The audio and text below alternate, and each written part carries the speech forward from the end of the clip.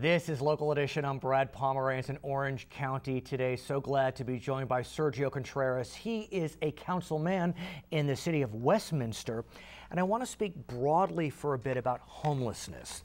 As you know, we have homeless counts at the beginning of the year. We had it in January. Statistics are just out. What we know is that San Bernardino actually had a small drop, about 1%.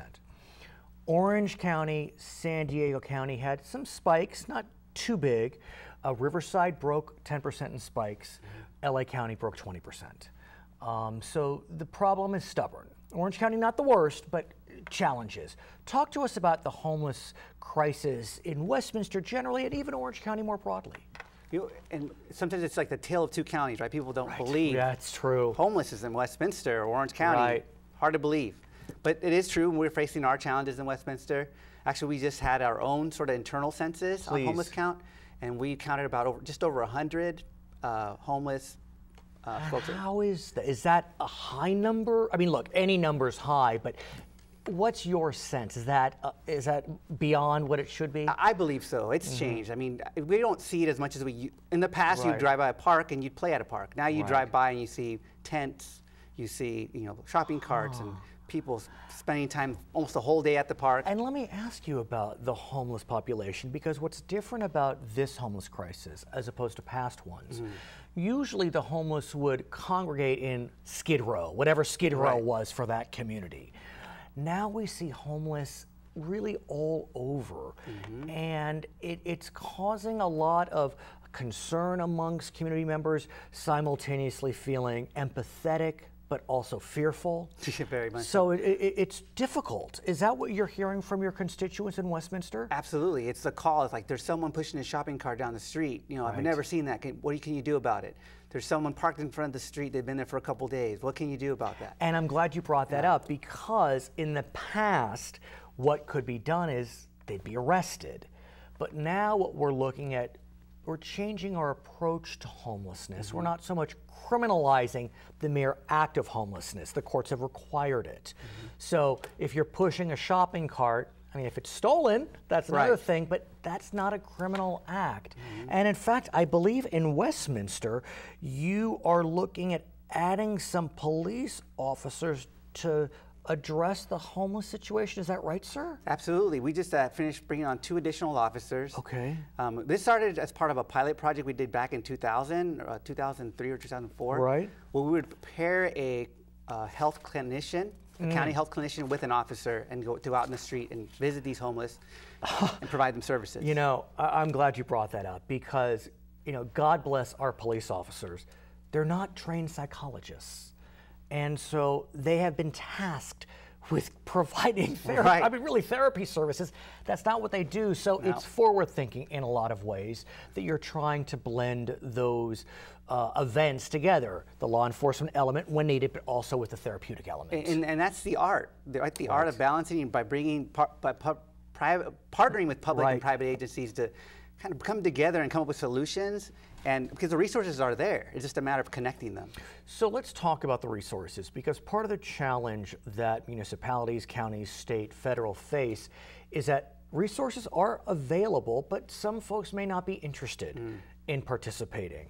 You may need many touch points before they're willing to jump in. Some of the homeless may suffer mental illness, may suffer drug addiction, may have a dual diagnosis. So how is Westminster looking to help folks that really, if they're pushed, they may accept services? Yeah, and some of them just want to be left alone. Right. So for us, I mean, we want to get the ones that want to get off the street. That's really our goal, is how do we connect these folks with services? Sometimes it's something small. We just had a family, for example, that was in a parking lot for a while, and they had family back east. Like, we can't get out there. Like, what's going on? How can we support you? Well, I lost my job months ago. I have no money, I have no credit.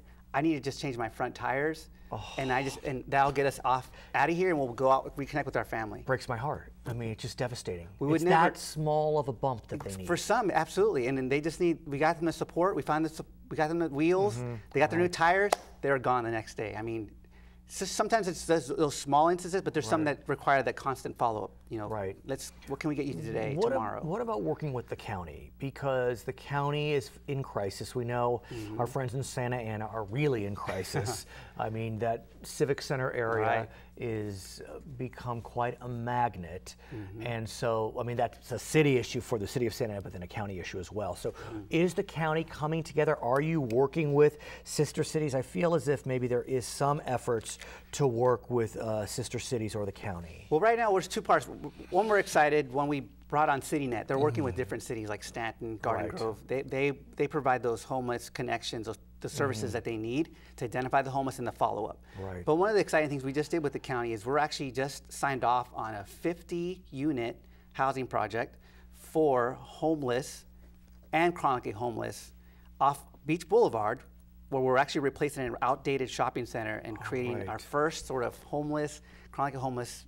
So it's permanent housing, permanent housing. supportive? Yes. That's a first for us. Is this in Westminster? In Westminster on Beach Boulevard. Wow. So we're very excited. How did that happen? That's an actual partnership with the county and using what's left of our redevelopment funds and some of our housing funds to really kind of collaborate and build housing. Let's talk about redevelopment. Because I know it's a touchy subject. Yes. But I want to talk about it in the context of combating blight. We can say a lot of things about redevelopment. In some places, it worked miraculously. In other places, it built golf courses. And so it's really hard to know what to make of redevelopment other than it's gone, and it's been gone for 5 years at least. And we had heard rumblings that it was going to come back. It still hasn't come back. What can a city do, like Westminster, with no tool to obtain, tax increment dollars to combat blight? Well, I mean, for us, it's improving our look. We really figured out ways to, we want to attract the best, we got to look the best. But how? That costs money. And when you had redevelopment, you had a revenue stream. You were able to maybe combine properties. You could provide facade improvements. You don't have that anymore. But we're still doing it. How? We're creatively using some of our redevelopment funds. Because there's still some left. There's some left. We've been able to sell some of our properties and create an economic development fund where we'll be able to pull from. But we also were very fortunate that the voters voted our 1 cent sales tax increase to help close that gap from the loss of redevelopment funds. That's the last election cycle. They actually, 16? This past election cycle, they approved a 6-year 1 cent sales tax increase to help close the gap and protect services. It's enormous. Were you surprised? Was it a 50% vote or it was 2/3 actually vote? almost 60%. So you needed 50 and you got 60. Why do you think your voters were so generous? I think they value public safety, and that's one of the biggest pieces for us. It's a clear foundation for any community, and they knew we would probably lose our police department because we have our own police department, and they didn't like the idea of county.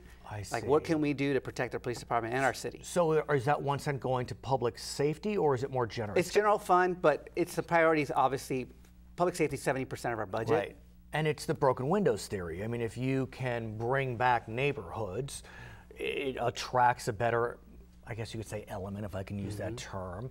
And then police officers can work with the community in a collaborative way. And so have the funds started to be used to combat blight, bring on new police officers? Yeah, we absolutely brought those 2 additional officers and 2 additional code enforcement officers. Oh, okay. And so now they'll be spending some time and find some of those key areas and start spending some time. And sometimes it's small things. It's removing a banner. It's facade improvement. It's taking off the coverings off a wall. And why do you need to cover up the whole front of your facade?